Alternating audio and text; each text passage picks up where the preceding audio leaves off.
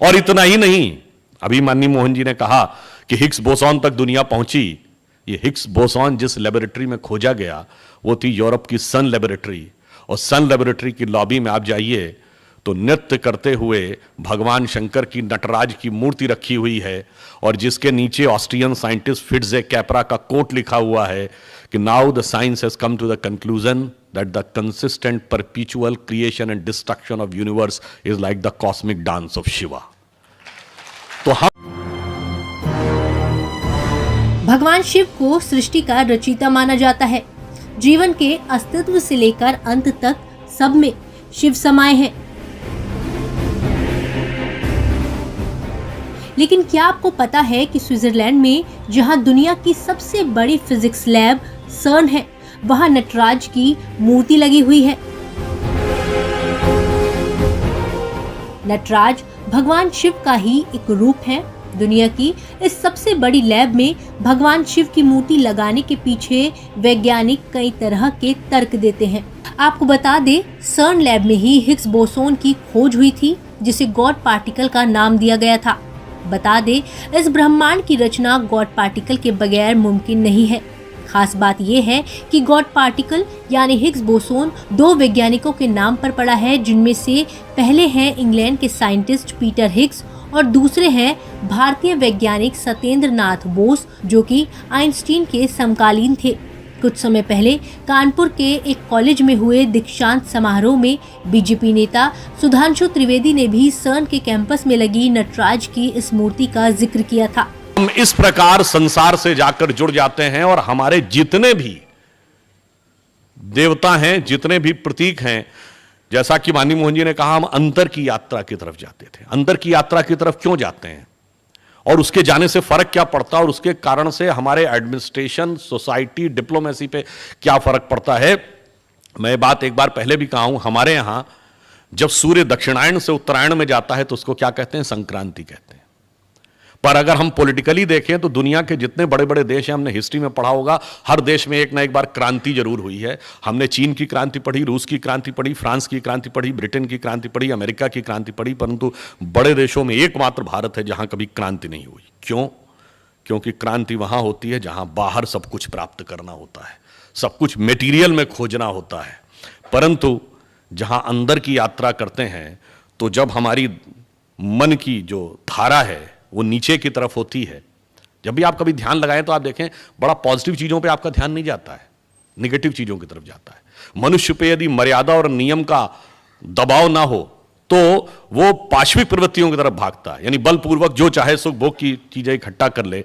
जब हमारी धारा जो डाउनवर्ड है वो अपवर्ड होती है तो हमारे अंदर क्या घटित होती है? संक्रांति। इसलिए इस देश में क्रांति नहीं होती, इस देश में संक्रांति होती है।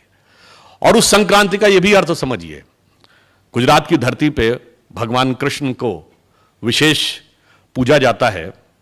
आपने कभी ध्यान दिया, भगवान कृष्ण चूंकि काले हैं, जब आप ध्यान लगाते हैं तो आपकी आंखों के सामने श्याम वर्ण होता है, और जब आप गहराई से उस चेतना में उतरते हैं और आपकी मन की धारा जो निरंतर डाउनवर्ड्स है उसको कंट्रोल करने में सफल होते हैं और उसको अपवर्ड करते हैं, तो धारा का उल्टा क्या होता है? बस यही राधा कृष्ण का संगम है। यानी जब आप जाकर अंदर ध्यान लगाते हैं और आपकी प्रवृत्तियां ऊर्ध्वगामी हो जाती हैं, तब आपको वास्तविक आनंद की अनुभूति होती है। और अंदर जाकर क्या प्राप्त होता है?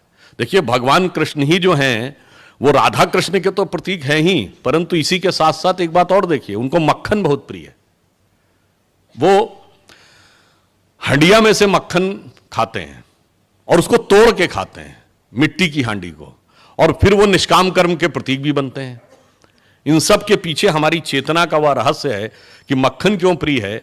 हमारा मन दूध की तरह है, हम पानी में मिला देते हैं तो दूध पानी में मिल जाता है, नष्ट हो जाता है, परंतु यदि इस दूध को स्थिर कर लें वो दही बनता है, दही को मथ लें तो मक्खन बनता है, मक्खन को पानी में डालिए तो वो मिलता नहीं है। तो निष्काम कर्म व्यक्ति संसार में आकर तभी कर सकता है जब अपनी चेतना को स्थिर कर कर मथ कर उसमें से नवनीत निकालने में सफल हो जाए।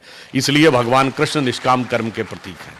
और इतना ही नहीं, अगर आप ये देखें, अब कभी कभी बहुत से प्रश्न उठते हैं ना कि भगवान कृष्ण की इतने हजार गोपिकाएं थीं, तो इतने एक बार मैं बचपन में कॉलेज में था, तो हमारी एक डिबेट थी जिसका टॉपिक था कि Indian culture will self demarcates between man and women. तो इसके पक्ष में बोलने में बहुत मिल जाएंगे, अगेंस्ट में बोलना बड़ा मुश्किल था। तो उसमें एक रिबटलिंग पैनल भी था, यानी आपको खाली डिबेट करके चले नहीं आना है, प्रश्नोत्तर भी होंगे। तो प्रश्नोत्तर करने वाली एक महिला थी, उन्होंने प्रश्न किया कि what you have to say about the more than 10,000 wives of भगवान कृष्ण। मैंने कहा no, he was not having 10,000, he was having 16,108। तो उन्होंने कहा yes yes whatever the figure is, but what is the answer. मैंने कहा the answer lies in the figure. 16,108 Veda में ऋचाओं की संख्या है, और सभी गोपियों के साथ एक साथ भगवान कृष्ण जब रास करते हैं, इसका अर्थ हुआ किसी एक ऋचा को लेकर आप ध्यान लगाकर गहरे चेतना में उतरिए तो उसी आनंद की अनुभूति होगी जो किसी दूसरी ऋचा के साथ दूसरे व्यक्ति को हो रही होगी। एक ही ब्रह्म सभी में उद्भासित हो रहा होगा। और ये मैं ऐसे ही नहीं कह रहा हूं, सूरदास ने लिखा है, वेद ऋचा भई गोपिका हरिसो कियो विहार। ये मैंने इसलिए कहने का प्रयास किया कि हमारे स्व के तत्व में इतनी गहराई है कि कई बार हमें उसकी व्याख्या नहीं पता होती, और इस कारण से हम भ्रमित हो जाते हैं, हम विचलित हो जाते हैं, और हम दूसरी चीजों की तरफ डाइवर्ट होते हुए चले जाते हैं। इसलिए हमें यह भी समझना होगा कि हमारे स्व का मूल तत्व क्या था। हमारे जैसा अभी एक और बिंदु, जैसे उन्होंने कहा कि जब तक हम परिधि पे रहते हैं तब तक हम वास्तविक चेतना की प्राप्ति नहीं कर पाते हैं। बाहर अगर हम मटेरियल में, जैसा कि अभी मानी मोहन जी ने कहा, मटेरियल में हम खोजने की कोशिश करेंगे, संघर्ष ही संघर्ष होगा, और उस संघर्ष का अंत नहीं होगा। उस संघर्ष का अंत नहीं है, इसका आधार कहां पे निहित है। आपने राम रावण का संघर्ष सुना? रावण के 10 सिर थे, एक सर कटता था, दूसरा उगाता था, और भगवान भी उसको रोक नहीं सकते थे। और ये बात, और 10 ही सिर क्यों थे रावण के? 15-20 भी तो हो सकते थे, 25-30 भी हो सकते थे। और अगर 10 ही सिर थे तो उसका नाम दशानन क्यों था? 10 मुख वाला क्यों था? वो 10 शीश, 10 ग्रीव, 10 कंधर, दशोदर, कुछ भी हो सकता था। वो 10 का अर्थ था 10 इंद्रियां, और दशानन मतलब 10 इंद्रियों का खुला हुआ मुख, extrovert tendency of all the 10 senses. 10 इंद्रियों की बहिर्मुखी पिपासा, एक सर कटता है दूसरा उगाता है, इसका अर्थ हुआ किसी इंद्री की एक इच्छा पूरी करिए, immediately it will get replaced by other, even God can not stop it. भगवान भी नहीं रोक सकते। रोकेंगे कैसे? नाभि पर जाकर जब ईश्वरीय तत्व का आघात होगा। इसका अर्थ क्या हुआ? आप बाहर परिधि पे घूमते रहिए, संतुष्टि कहीं नहीं है, संतुष्टि केंद्र में जाकर है। और यह है, सिर्फ ऐसे नहीं है, अगर हमारे यहां अलजेब्रा, ज्योमेट्री, ट्रिग्नोमेट्री और मैथमेटिक्स खोजी गई, तो आपने कभी सोचा कि सर्किल को आप देखिए तो सर्किल के सर्कमफ्रेंस पे घूमिए तो अंत कभी नहीं मिलता है। एक चक्कर घूम लीजिए, दूसरे चक्कर का रास्ता सीधे दिखने लगता है। यानी परिधि पर जब तक आपकी चेतना घूमती है, अंत कभी नहीं मिलता है। सर्किल का मूल समझ में आता है जब आप सर्किल के केंद्र में जाते हैं। इसलिए रावण के सर कटते रहते हैं, उगते रहते हैं। जब नाभि पे जाकर उसका प्रभाव होता है, तब जाकर उस पर वास्तविक नियंत्रण आता है। तो हमारे यहां जितने भी कथानक थे वो गहरे आध्यात्म के भी प्रतीक थे। अब यदि हम इसको वास्तविक अर्थों में देखने का प्रयास करें, कई बार लोग कहेंगे साहब ये तो बहुत पुरानी बात आपने माइथोलॉजिकल कह दी। आपने तो साहब, पहले तो बात, माइथोलॉजी ऐसी कोई चीज ही नहीं है। हमारी हर चीज वर्तमान समय में यथावत कनेक्टेड रहती है। परंतु यदि हम मॉडर्न समय की भी बात कहें, आज के समय की बिल्कुल लेटेस्ट साइंस की बात कहें, छोटी सी बात, जैसा उन्होंने अभी क्वांटम का उल्लेख किया, तो मेरे मन में एक भाव आया। ये बताइए, ये लाइट है, जिन लोगों ने फिजिक्स थोड़ी भी पढ़ी होगी, अब ये लाइट वेव है कि पार्टिकल है? इसको लेकर फिजिक्स में आज तक कोई चीज फाइनल नहीं हो पाई। कारण क्या है कि जब ये किसी पानी के अंदर आप लाइट जाती है तो वो रिफ्लेक्शन होकर झुक जाती है, तो इसका मतलब ये पार्टिकल है, तभी मीडियम में आकर उसका पाथ चेंज हो रहा है।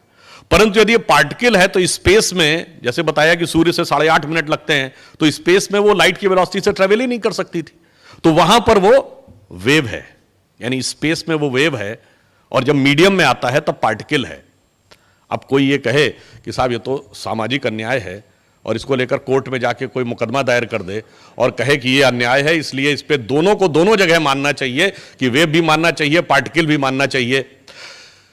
और मान लीजिए कोई न्यायाधीश भी ऐसा हो जिसने भी फिजिक्स ना पढ़ी हो, वो कह दे हाँ बिल्कुल सही बात है, वो आज से मैं आदेश करता हूं कि दोनों जगह वेव माना जाएगा, पार्टिकल माना जाएगा और कुछ सामाजिक संगठन आकर उसका उत्सव मनाने लगे। ऐसा ही कुछ होता है।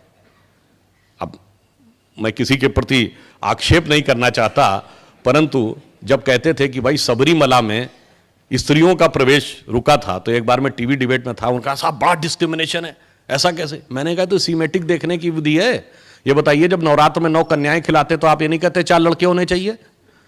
तो हमने कहा वहां पर उस तत्व की प्रधानता है, वहां इस तत्व की प्रधानता है। जैसे आकाश में जब वो चलता हुआ आता है तो वो वेव है, जब मीडियम में आता है तो वो पार्टिकल है। बस ऐसे ही समझिए, आत्मा जब आकाश में है तो अव्यक्त और परमात्मा है, जब मीडियम में आ जाती है तो वो व्यक्त और आत्मा है। अब ये साइंस आज समझाए तो समझ में आता है, हम जो पिछली बात कहें तो समझ में नहीं आती थी। केवल 75 साल पहले गांधारी के 100 घड़ों से 100 बेटे उत्पन्न हो गए, ये कहानी थी।